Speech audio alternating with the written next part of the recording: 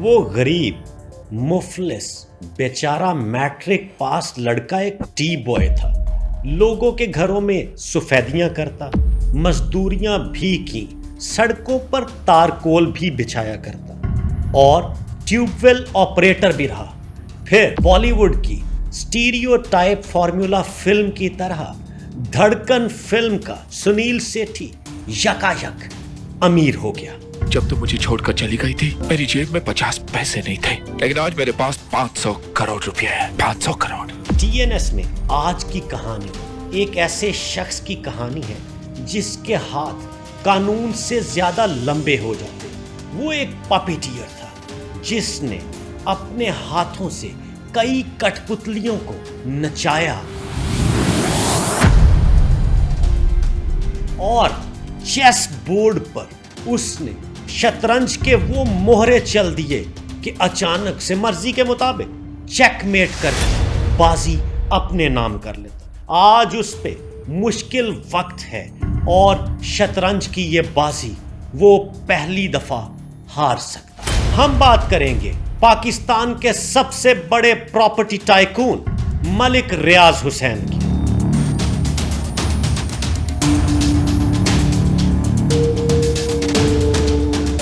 میں نے کوئی بھی بزنس مین اتنی بڑی اسٹیک نہیں لیتا جتنی بڑی اسٹیک لے کر میں یہاں آیا. ملک ریاض حسین کی کہانی کسی بھی فلمی اسکرپٹ سے کسی صورت بھی کم نہیں. تمام لوازمات بھرپور انداز میں اس اسکرپٹ میں پائے جاتے ہیں. وہاں پہ آپ کو ہیرو کی پسماندگی بھی نظر آئے گی اور کلائمیکس بھی. کہیں پہ رومانٹک گیت ہیں اور کہیں پہ حصے دیتا ہوا امیر باپ بھی نظر آتا ہے اور کہیں پہ با اثر شخصیات کے ساتھ ہاتھوں اور بریف کیسز کا تبادلہ بھی اس کہانی کا حصہ ہے. کہیں پہ رومانٹک میوزک ہے اور کہیں پہ ٹریجڈی بھی. ملک ریاض خود اپنے ماضی کی غربت کے حوالے انٹرویوز میں دے چکے ہیں. انہوں نے بتایا کہ ان کے پاس اپنی بیٹی کے علاج کے پیسے نہیں تھے تو کس طرح سے وہ اپنے گھر کے برتن بیچ کر اپنی بیٹی کی دوائی خرید کر لائے. بچی میری بیمار ہوئی, میری دوائی کے لیے پیسے نہیں تھے, میں نے 40 روپے کا پیتل کا حمام اسی پنڈی میں بیچا. اور ملک ریاض کی زندگی میں کئی کردار بہت اہم رہے, جیسا کہ ایک کردار ہاشمی صاحب کا تھا. ہاشمی صاحب ملک صاحب کی غربت کی زندگی کے ساتھی تھے. انہوں نے کئی بار غریب ملک ریاض کے گھر میں راشن ڈلوایا اور ان کی مدد کرتے رہے. پھر کچھ سالوں کے بعد ہاشمی صاحب کا انتقال ہو گیا. ملک صاحب کی زندگی میں بھلے اور خوشگوار دن آ چکے تھے. جیسے ہی ملک ریاض حسین کو ہاشمی صاحب یعنی ان پر احسان کرنے والے شخص کے انتقال کی خبر ملی تو وہ ایک لمبی گاڑی میں اپنے محسن کے گھر پہنچے اور اس گلی میں بچوں سے کہا کہ گھر جا کے بتائیے کہ ماموں ریاض آئے ہیں. بچوں نے خاتون خانہ کو بتایا کہ کوئی ماموں ریاض آئے ہیں. ملک ریاض کو اندر بلا لیا گیا. ملک ریاض نے ہاشمی صاحب کی اہلیہ سے کہا کہ آپ بے فکر ہو جائیے, میرا محسن اس دنیا میں نہیں رہا, لیکن میری حتی الامکان کوشش ہوگی کہ میں ان احسانات کا پہرا دوں. میں ریاض حسین آج اچھے وقت میں ہوں اور میں اس کی وفاؤں کو یاد رکھوں گا. اسی وقت ملک ریاض حسین نے بحریہ ٹاؤن میں 10 مرلے کا گھر اسی فیملی کے نام کر دیا اور کہا کہ آپ اپنے بیٹوں کو لے کر وہاں پہ شفٹ ہو جائیے. اور ملک ریاض نے بیوہ کے دونوں بیٹوں کو بحریہ ٹاؤن میں اچھی خاصی تنخواہ کے اوپر فوراً ملازمت بھی دے دی اور اس کے بعد انہیں یہ کہا کہ میں ریاض حسین ہوں, میں اچھائیوں کو یاد رکھتا ہوں اور جس نے میرے ساتھ صحیح طرح سے برتاؤ نہیں کیا اس کو بھلانے کی کوشش بھی کرتا ہوں. یہ مفلسی اور غربت بھی کم بخت عجیب چیز ہوتی ہے. اس میں امیر ہونے کے سپنے رات کی نیندیں اڑا کے رکھ دیتے ہیں، اور اگر وہ سپنے سچ ہو جائے تو انسان ملک ریاض بن جاتا ہے. اگر وہ اس سے پیسے تو بڑی معمولی چیز ہے، اگر وہ مجھ سے جان بھی مانگے کہ جتنی عزت مجھے دیتے ہیں جان بھی مانگے میں 60s کی دہائی کی بات ہے. ملک ریاض حسین جب ریاض نامی ایک لڑکا تھا، لاہور کے جیل روڈ پر ملک یونس نامی ایک شخص کے گھر میں ٹی بوائے کی نوکری کیا کرتا تھا. وہاں پہ بڑے بڑے امیر لوگوں کا آنا جانا تھا، جن میں سیٹھ عابد شامل تھے.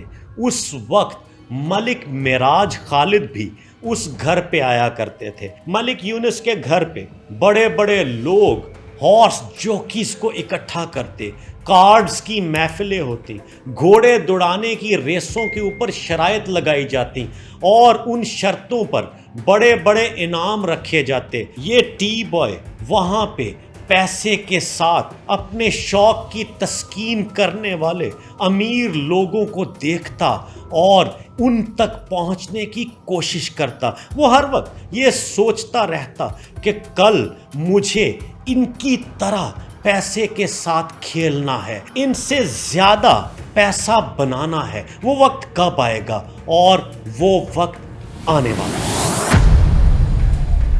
ملک ریاض کا تعلق سمبڑیال سیالکوٹ سے ہے.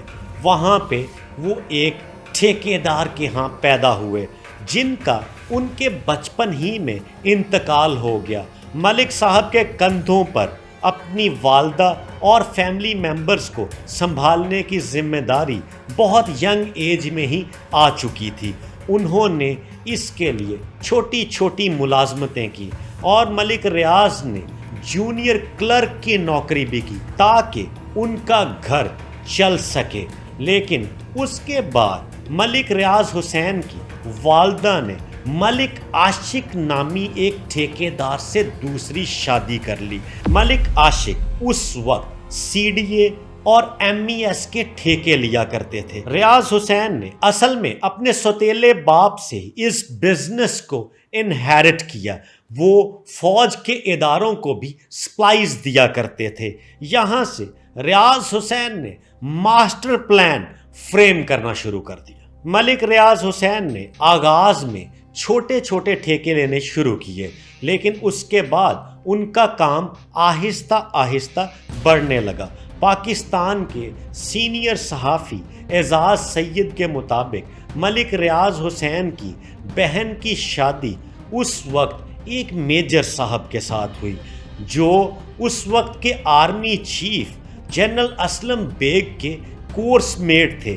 یہاں سے ملک ریاض حسین کا بیسک کنیکشن اسٹیبلشمنٹ کے ساتھ شروع ہو جاتا ہے اور اس کے بعد جنرل اسلم بیگ کے سٹاف آفیسر کے ساتھ بھی ملک ریاض کے تعلقات بڑھنے لگے، جن کا تعلق بھی سمبڑیال سیالکوٹ سے ہی تھا. اور پھر آتی ہے 90 کی دہائی، جہاں سے ملک ریاض پر قسمت کی دیوی مہربان ہونا شروع ہو جاتی ہے.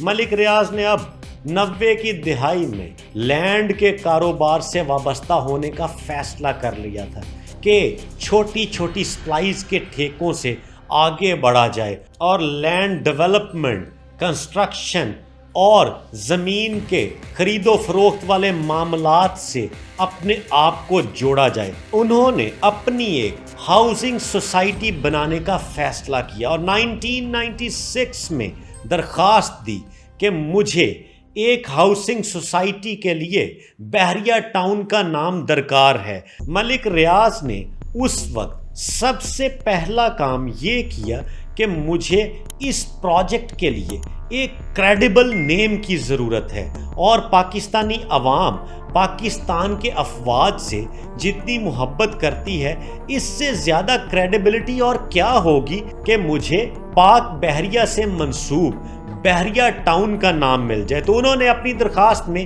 اسی کا مطالبہ کر دیا اور اس وقت نیوی کے سربراہ ایڈمرل منصور تھے جنہوں نے کوئی خاص سالڈ آبجیکشن ان کی درخواست پر نہ لگائی، لیکن پھر بھی اس بات کے چانسز موجود تھے کہ کل کو یہ نام واپس بحریہ کو مل سکتا ہے۔ اور اس کے بعد بحریہ ٹاؤن کے نام کے حوالے سے فائنل کارڈ سامنے آیا جو لے کے آئے ملک معراج خالد۔ پیپلز پارٹی کی حکومت کے بعد معراج خالد کیئر ٹیکر پرائم منسٹر تھے، اور جیسا کہ ہم نے آپ کو پہلے بتایا 60s کی دہائی میں ملک یونس لاہور جیل روڈ پہ جن کا گھر تھا، وہاں پہ پہلے سے ہی ملک معراج خالد، ملک یونس اور ملک ریاض حسین کی آپس میں تعلقات بن چکے تھے، جس کی وجہ سے ان کی واقفیت تھی، اور اس وجہ سے بھی ملک معراج خالد نے ان کی درخواست کے مطابق ایک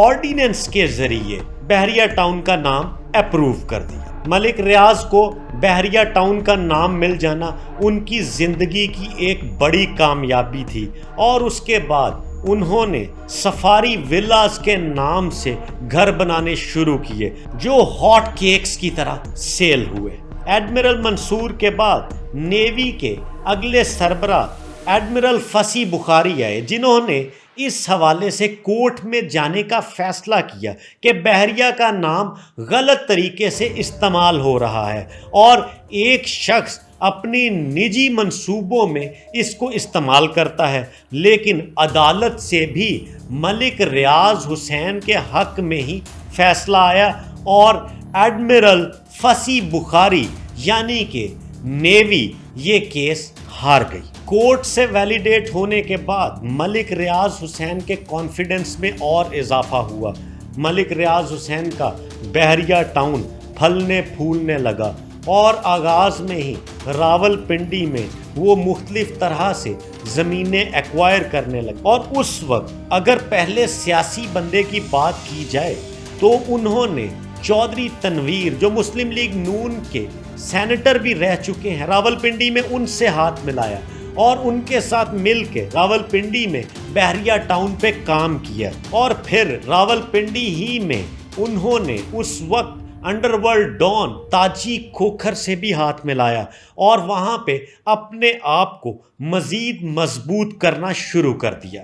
ملک ریاض نے اپنی سادہ شکل اور دیہاتی انداز کے باوجود اپنی پروڈکٹ کی مارکیٹنگ خوب کی۔ عائشہ صدیقہ کی ایک کتاب کے مطابق ملک ریاض نے کچھ لو اور کچھ دو کی پالیسی کے ساتھ اسٹیبلشمنٹ کے کئی اہم لوگوں کے ساتھ تعلقات کو اپنے کاروبار کے لیے استعمال کیا۔ ملک ریاض حسین کے پاکستان کے تمام بڑے سیاستدانوں کے ساتھ تعلقات آج تک رہے، جن میں آصف علی زرداری، شریف خاندان، چودھری برادران اور عمران خان سب شامل تھے۔ بحریہ ٹاؤن پاکستان کی سب سے بڑی ہاؤسنگ سوسائٹی ہے، جس کا کل رقبہ 40,000 ایکڑ سے زیادہ ہے۔ کراچی میں بحریہ ٹاؤن کا رقبہ 37,000 ایکڑ ہے۔ ان کے کاروبار میں 60,000 ملازمین کام کرتے ہیں، اور ان کی دولت 1.1 بلین ڈالر تک پہنچ چکی ہے۔ ملک ریاض کا ٹارگٹ کسٹمر پاکستان کی مڈل کلاس تھی۔ انہوں نے ان کی نبض کو محسوس کیا کہ پاکستان کی مڈل کلاس کو کیا دیا جائے تو یہ خریدے گی۔ میرے بحریہ ٹاؤن پہ لوڈ شیڈنگ نہیں ہوتی اللہ کے کرم سے۔ انہوں نے پاکستان کی مڈل کلاس کی خواہشات کے مطابق بحریہ ٹاؤن کو پلان کیا، اس میں ہر سہولت مہیا کی۔ بحریہ ٹاؤن کی خرید و فروخت کا یہ عالم تھا کہ لوگ بحریہ کے فارمز اور فائلوں کے حصول کے لیے لمبی قطاروں میں لگ جاتے، اور اگر بحریہ کی زمین اور نقشہ نہ بھی ہوتا تو ان فائلز اور فارمز کو ہاتھوں ہاتھ خریدتے۔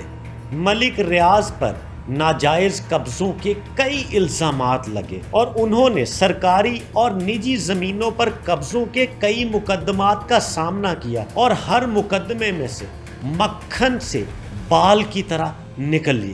ان پر یہ بھی الزام ہے کہ انہوں نے اپنے کاروبار کو فروغ دینے کے لیے پولیٹیشینز، بیوروکریٹس اور کئی فوجی افسران کو تحائف بھی دیے، اور کئی رپورٹس کے مطابق یہ بات بھی سامنے آئی کہ انہوں نے کئی ریٹائرڈ آفیسرز اپنے ملازم بھی رکھے۔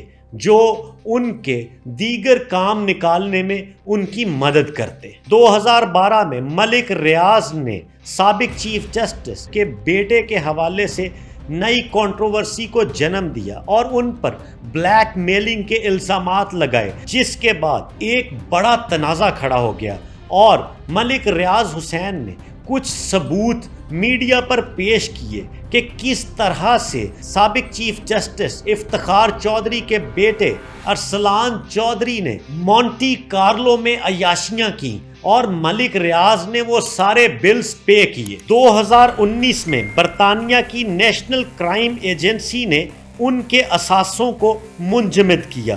ملک ریاض نے 119 ملین پاؤنڈ کا معاہدہ کیا، جسے انہوں نے اپنے بیٹے کی کمائی ہوئی رقم قرار دیا۔ یہ رقم پاکستان کی سپریم کورٹ کے جرمانے میں ایڈجسٹ کی گئی۔ ملک ریاض نے دبئی میں بڑے پیمانے پر پراپرٹی پروجیکٹس شروع کر دیے اور وہاں پہ یہ موقف اختیار کیا کہ یہاں پہ ہمارے ٹارگٹ کسٹمر دنیا بھر کے لوگ ہوں گے، صرف پاکستانی کمیونٹی نہیں، لیکن روزگار کے مواقع ہم پاکستانیوں کے لیے دبئی میں بھی جنریٹ کریں گے۔ دوسری جانب B T properties DWC LLC نے دبئی ساؤتھ میں نئے ہیڈ آفس کا افتتاح کر دیا ہے۔ بحریہ ٹاؤن کا دبئی میں عظیم الشان منصوبہ عالمی تعمیراتی معیار کی ایک نئی مثال بن گیا۔ لاہور کے بحریہ انٹرنیشنل بحریہ ٹاؤن ملک ریاض ایک کمپلیٹ فینومینا ہے، ایک تھیسس، ایک کمپلیٹ کیس سٹڈی جس کو سمجھنے کے لیے بہت عرصے تک آپ کو سوچ و بچار کی ضرورت ہے۔ ریاض حسین کی کہانی اتنی سادہ نہیں ہے۔ ملک ریاض پر جب بھی ہاتھ ڈالنے کی کوشش کی گئی وہ وہاں سے آسانی سے نکل آئے۔ ملک ریاض کئی موقعوں پر سیاسی بحرانوں کو حل کرتے دکھائی دیے۔ پاکستان میں کئی دھرنوں کے موقعوں پر بھی ملک ریاض نے ثالثی کی کوشش کی۔